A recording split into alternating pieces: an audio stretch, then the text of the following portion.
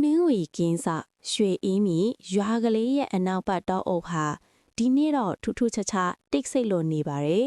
။တီဟာတယောက်ခါမာဓာလွေလက်ထဲမှာပေါက်တုကိုကင်ပြီးတောနတ်သေးကိုတိုးဝင်လာခဲ့တယ်။သူကရွာမှာနာမည်ကျော်တဲ့စိမ့်မြေတူးသမားတဦးပါ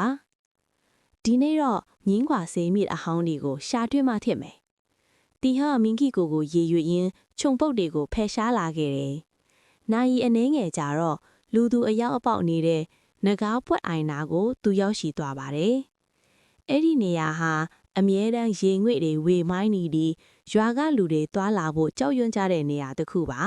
။ရုပ်သိမ်းရက်တစ်ပင်အုပ်ကြားကနေထူးခြားတဲ့ရနံ့တစ်ခုလွင့်ပြတ်လာတယ်။ပန်းရနံ့လိုစန္ဒကူးနတ်လိုတင်းပြတ်တဲ့အနက်နောက်ကိုတီဟာတတိလက်လွတ်လိုက်သွားမိပါတယ်။ခဏအကြာမှာတော့ရေကန်ဘေးကကြောက်ဆောင်ကြီးတစ်ခုပေါ်မှာထိုင်နေတဲ့မိန်းကလေးတဦးကိုတွေ့လိုက်ရတယ်။သူမဟာတော်ထဲကလူနဲ့မတူပဲအလွန်လှပလွန်းလာပါတယ်။ဝတ်ထားတဲ့အဝတ်စားတွေကစိမ့်မမြအယောင်တောက်နေပြီးနေရောင်အောက်မှာငါးကြီးခွန်လေးတွေလိုတဖိတ်ဖိတ်တောက်နေတဲ့ရောင်ရှိတယ်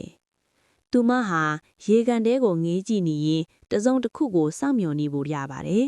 ။ဒီလိုတောနတ်ထဲမှာဘာလူတယောက်တည်းရှိနေတာလဲဗျာ။တီဟာရဲ့အမေစကားကြောင့်ထုံမင်းကလေးတုံခနဲထီသွားပြီးလှဲ့ကြည့်လိုက်ပါတယ်။သူမရဲ့မျက်လုံးတွေကပုံမှန်လူတွေထက်ပိုပြီးကြည်လင်တော့ပနေပြီးအစိမ်းရောင်ဖြက်ခနဲအရိအယောင်လေးတွေဖြက်ဖြဲထားတာကိုတီဟာတတိထားမိလိုက်ပါတယ်။ကျမလမ်းပြောင်းနေတာပါလို့သူမကခက်တိုးတိုးဖြေပါရဲ့။သူမရဲ့အသံဟာလေးချွင်းတန်လူလိုစီးစိမ့်နေတဲ့ရေလိုင်းတန်လူလိုချိုထားပြီးအေးစိမ်လာပါတယ်။တီဟာအနားကိုတိုးသွားတဲ့အချိန်မှာပဲသူမရဲ့လေဘင်းကနေရင်ဘတ်အချိနဂါးကြီးခွန်ဖုံစံအမတ်လေးတွေခဏတာပေါ်လာပြီးပြန်ပြောက်ွယ်သွားတာကိုမြင်လိုက်ရတော့တီဟခြေလန်းတွေတွန့်ခနဲရပ်သွားပါတော့တယ်။မင်းကလူမဟုတ်ရဲ့လား။မိန်းကလေးကခက်ရဲရဲလေးပြုံးလိုက်ပြီး